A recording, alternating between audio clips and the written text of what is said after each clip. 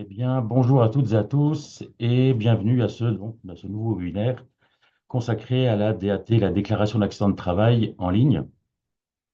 Alors, je suis Eric Végési, je suis chargé de relations entreprises à la Caisse primaire de Meurthe-et-Moselle et je serai donc votre animateur durant ce webinaire. Nous sommes ensemble pour environ 45 minutes, 30 à 45 minutes. Tout d'abord, un petit point technique, est-ce que vous me voyez, est-ce que vous m'entendez? Surtout, est-ce que vous voyez le support? Un petit oui dans le chat, si vous pouvez m'adresser un petit message.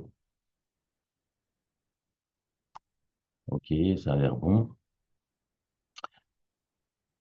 Ok, donc nous serons ensemble donc pour 30 à 45 minutes. Le support vous sera envoyé à la fin de la semaine, ainsi que l'accès, le lien pour le replay.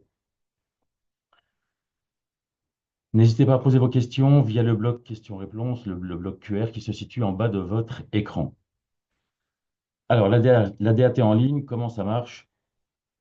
Tout d'abord, un petit rappel sur les prérequis. Comment accéder au téléservice, faire sa déclaration. Je vous ferai une démonstration en direct, hein, c'est beaucoup plus simple. Et enfin, le petit plus d'infos qui, j'en suis sûr, vous sera bien utile.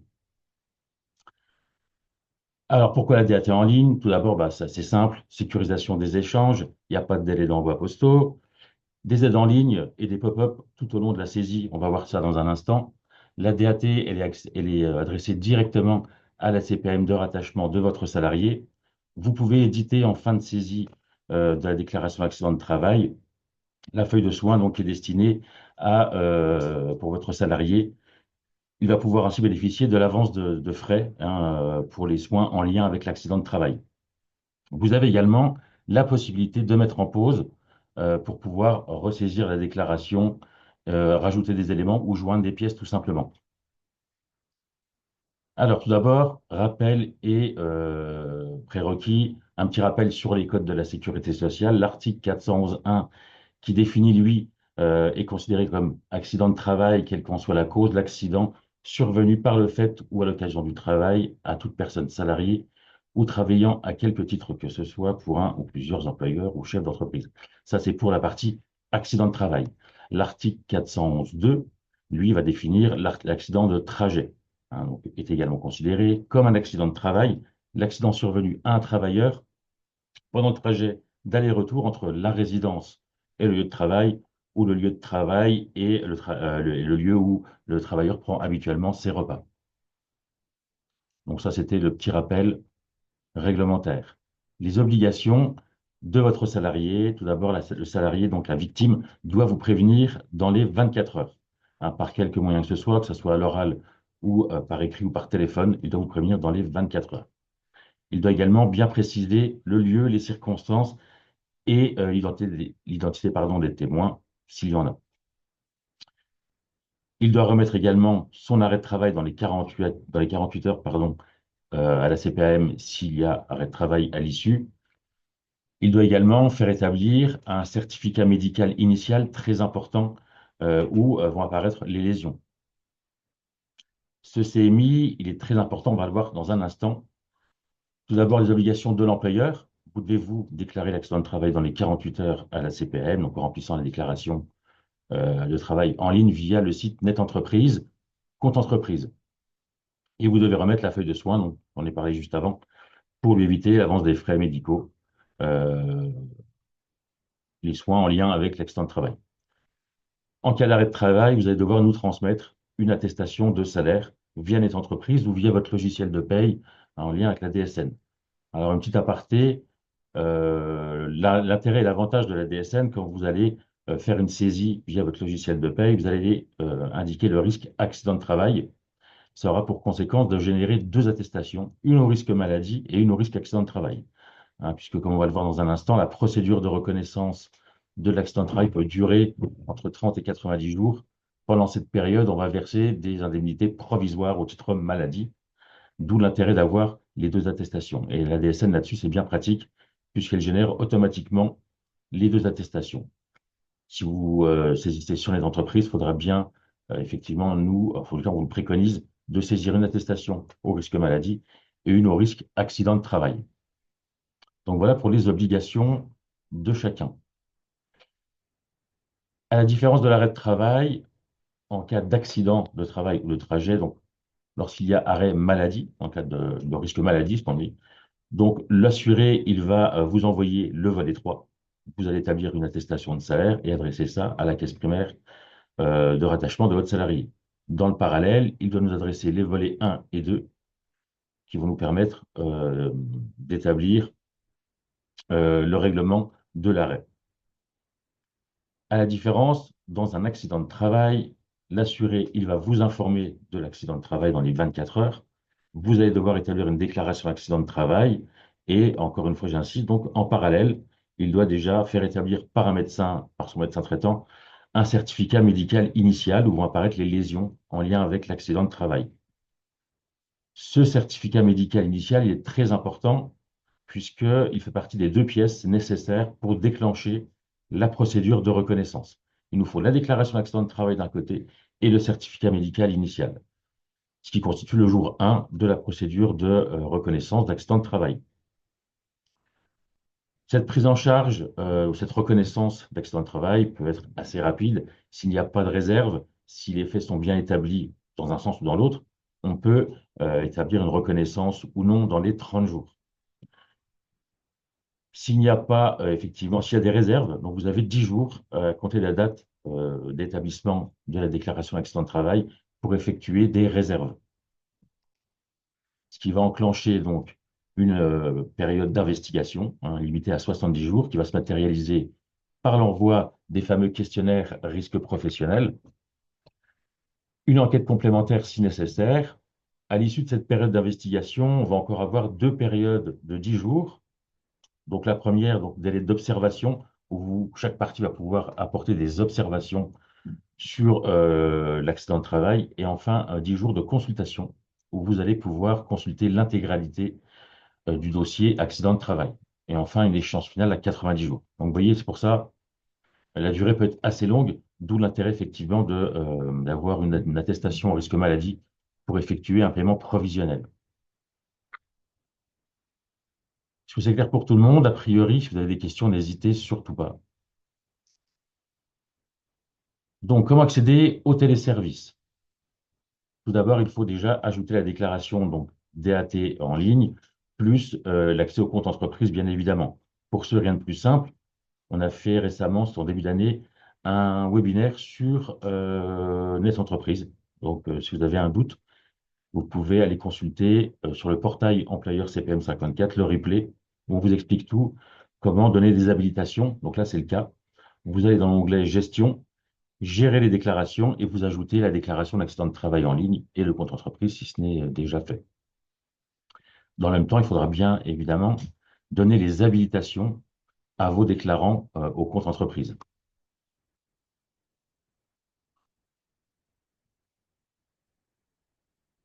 Donc, pour accéder au téléservice, vous allez donc, une fois que vous avez les habilitations et le compte entreprise, vous allez vous cliquer sur le compte entreprise et vous arrivez à cette page où vous allez retrouver donc des boutons bleus, déclaration un accident de travail, gérer un dossier indemnité journalière, où vous allez pouvoir effectivement ajouter des pièces, par exemple sur un dossier d'arrêt maladie. Vous avez également sur le côté gauche un raccourci également pour déclarer un accident de travail ou ajouter des réserves.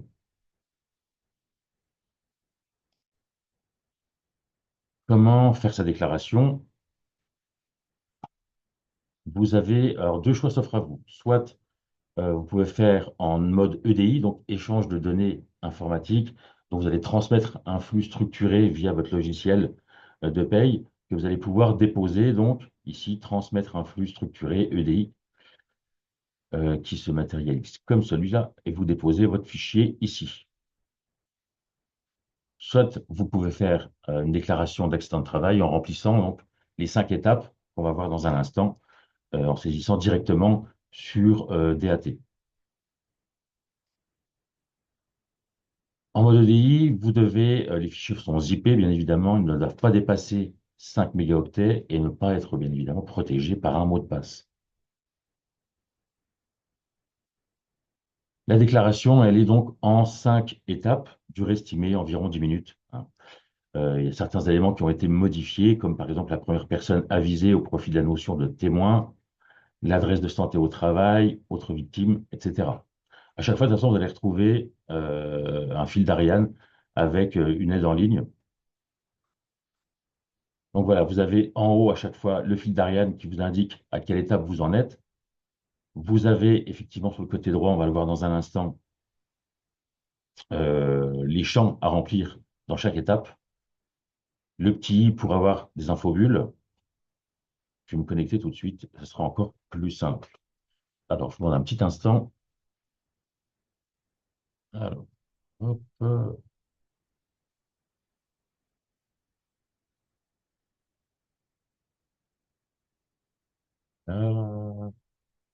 hop, voilà. Alors, on va partager l'écran.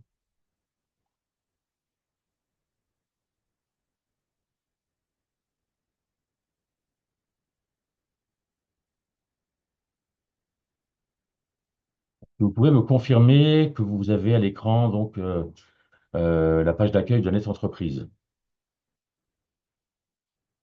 Si c'est tout bon pour vous, un petit oui dans le chat, un petit pouce levé, oui, c'est tout bon.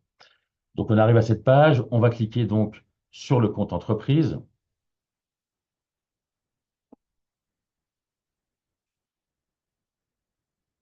ça charge, voilà. Donc on retrouve les deux boutons effectivement, et vous avez sur le côté gauche donc les raccourcis. Alors, si on clique ici, on va, voilà, il m'indique, attention, vous avez une déclaration d'accident de travail en cours de saisie. Donc, comme je vous l'ai dit, j'ai au préalable créé un faux dossier d'accident de travail. J'ai sauvegardé, je l'ai mis en pause en fait. Donc, on peut mettre en pause pendant 48 heures. Donc, voir les DAT en cours.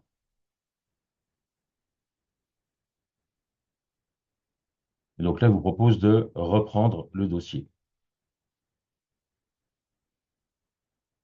Donc là, il reprend au moment où on s'est arrêté. Donc, vous pouvez tout à fait faire étape précédente à chaque fois.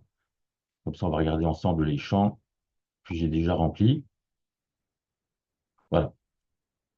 Donc, on est à l'étape 1. Donc, c'est là où vous allez sélectionner. Donc, moi, je n'ai pas le choix. C'est une base école. Donc, j'ai qu'un seul numéro SIRET. Bien sélectionner le bon SIRET de rattachement de la victime, de votre salarié. On vous demande l'adresse, le complément d'adresse, le code postal, etc. Le code risque. Alors, si vous ne le trouvez pas, vous avez le petit infobule qui vous dit que le risque figure sur l'identification du taux ATMP. Hein, c'est trois chiffres et deux lettres en général. L'adresse de correspondance, vous pouvez la modifier. Alors attention, une fois que vous avez modifié cette adresse, donc elle sera reprise jusqu'à un nouveau changement de votre part. Donc bien faire attention à ça. L'entreprise utilisatrice, ça c'est pour le travailleur intérimaire. Donc là, vous avez à chaque fois, vous voyez, tous les champs que vous devez compléter. Vous pouvez retourner effectivement en cliquant dessus, le code risque, etc. Donc on revient sur la saisie. On arrive à l'identité de la victime. Vous allez devoir indiquer les numéros de sécurité, pardon, le numéro de sécurité sociale dans son intégralité avec la clé et les trois premiers caractères du nom. Il fait une recherche, ça permet de vérifier le numéro d'immatriculation déjà de votre salarié. Vous indiquez ensuite l'adresse du salarié, l'emploi, le type d'emploi, la date d'embauche, la catégorie de profession, la profession précise. Vous pouvez, effectivement, vous avez des listes déroulantes avec une liste déjà exhaustive. L'ancienneté dans le poste, le type de contrat, si c'est un CDI, CDD, intérimaire, apprenti, etc., etc. Sur l'étape suivante, on arrive sur la description de l'accident. Donc là, on va indiquer la date de l'accident, l'heure, si vous la connaissez. Là, vous avez effectivement le choix entre constater ou connu. Alors, constater, la différence entre les deux. Donc, constater, c'est vous étiez présent au moment de l'accident, par exemple. Connu, c'est à quel moment on vous l'a rapporté. Alors, ça a une certaine importance pour justement ce délai de 48 heures. Si on vous prévient effectivement une semaine après qu'il y a eu un accident de travail, le délai de 48 heures, bien évidemment, est dépassé. Néanmoins, on va se baser sur la date à laquelle il a été connu. On indique ensuite les horaires habituels de la victime. On peut rajouter des plages horaires à chaque fois. On indique si c'était le lieu habituel de travail ou si c'était lieu de repas pour, par exemple, l'accident de trajet. Les circonstances détaillées de l'accident. Donc là, descendez l'escalier. La nature de l'accident, c'est une chute. L'objet donc dont le contact a blessé la victime, en l'occurrence, ça sera les marches de l'escalier. Et là, on arrive à la localisation et description des blessures. Là, j'ai indiqué entorse cheville. Alors, c'est bien, sauf que c'est pas assez précis. Faut vraiment aller un peu plus loin, je dirais, pour indiquer par exemple la latéralité. Par exemple, là, dans le cas d'une entorse, on va mettre cheville droite. Puisque si ensuite il y a une différence ou une incohérence entre le certificat médical initial qui indique des lésions à gauche et vous à droite, ça peut générer des réserves de notre part déjà, et on va diligenter à ce moment-là une enquête. Les témoins, vous pouvez en indiquer jusqu'à 3, si je ne me trompe pas, je crois que c'est 3 témoins maximum, hein. Si on clique dessus, vous pouvez indiquer nom, prénom, adresse de chaque témoin.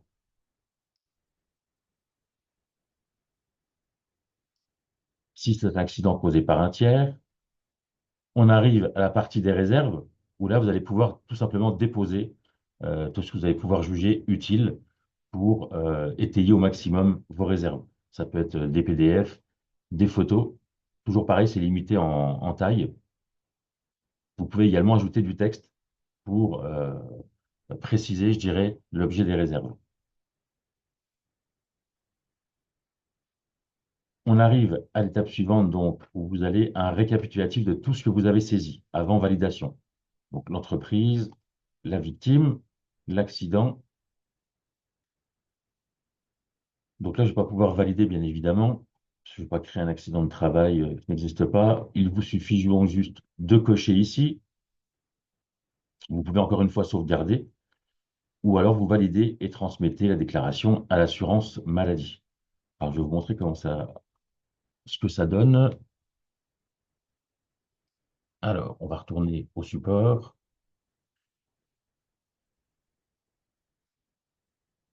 On est donc de retour au support. Tout le monde là à l'écran. Donc là, j'ai passé. Est-ce que vous avez le bon support à l'écran?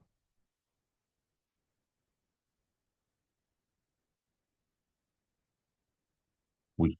Merci. Merci, Manuela. Donc, voilà. Donc, on retrouve toutes les étapes, hein. Donc, quand vous aurez le support, vous aurez toutes les étapes. On a fait des captures écran sur étape par étape. Et quand on arrive à la dernière partie, donc voilà. Donc, vous cochez, vous validez et transmettez donc la déclaration à l'assurance maladie. Vous allez également pouvoir donc éditer l'accusé de réception. Vous allez également pouvoir gérer donc et faire imprimer le CERFA de la déclaration, l'accusé de réception et la feuille d'accident de travail donc pour votre salarié.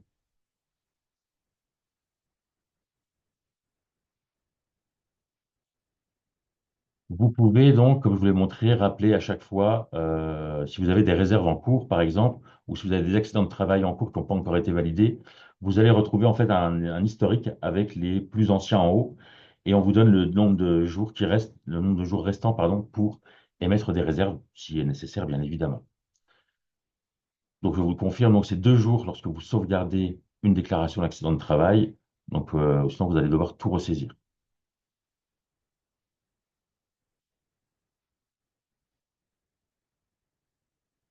Est-ce que vous avez des questions ou est-ce que ça a été très clair? Après, c'est un applicatif qui est assez intuitif. Il y a une bonne assistance en ligne, donc normalement, il y a pas trop de problèmes à compléter la déclaration d'accident de travail. Le petit plus d'infos, donc, un petit focus sur les salaires établis. Dans le cadre d'un arrêt de travail, donc dû à un accident de travail qui survient pendant le mois d'embauche, il convient de rétablir intégralement le salaire de la période de référence, contrairement à un arrêt maladie. Par exemple, on a un accident de travail, une embauche le 2 janvier et un accident de travail le 3 janvier. Sur l'attestation de salaire, dans le bloc A qui correspond au salaire, vous allez indiquer le mois de référence, donc décembre en l'occurrence, et vous allez bien indiquer 0. Vous allez ensuite aller dans le bloc C où vous allez indiquer donc la perte de salaire qui correspond au salaire que le salarié aurait perçu s'il avait travaillé le mois de décembre, hein. C'est le salaire tout simplement qui est prévu au contrat. Effectivement, en maladie, dans un cas de figure similaire, vous avez une embauche le 2, un arrêt maladie à partir du 3. Vous allez nous adresser une attestation de salaire et les 3 mois qui précèdent, vous allez indiquer le motif nouvelle embauche et indiquer des salaires bruts à zéro.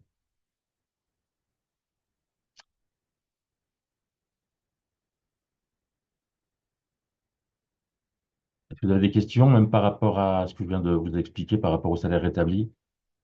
C'est la seule, c'est le seul cas où on rétablit les salaires, c'est en accident de travail. Si vous souhaitez donc être accompagné pour l'utilisation des téléservices ou sur un point réglementaire, vous avez le contact donc relation.entreprise.cpm@assurance maladie. Ça, c'est la boîte générique de notre service, donc qui est constituée de moi-même et de Julien, mais qui est pas là aujourd'hui, qui est dans l'intervention d'ailleurs dans une entreprise. Le portail employeur, donc CPM 54, il y a eu des petites nouveautés. Vous allez pouvoir avoir accès à des petits modes opératoires qu'on a concoctés pour vous simplifier la vie. Si vous souhaitez être renseigné sur la gestion d'un dossier, vous pouvez donc toujours contacter le 36 79. Vous pouvez vous abonner également à la newsletter 3 minutes entreprise, donc de l'assurance maladie, pour être informé sur l'actualité réglementaire des risques professionnels.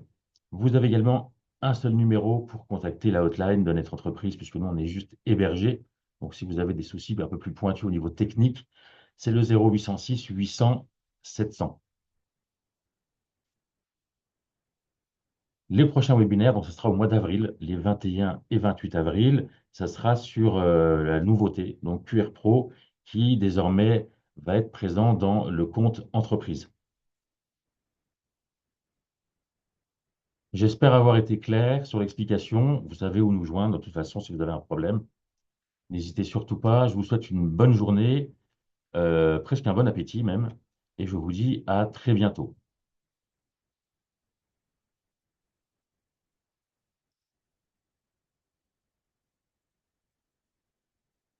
Et voilà. Hop là.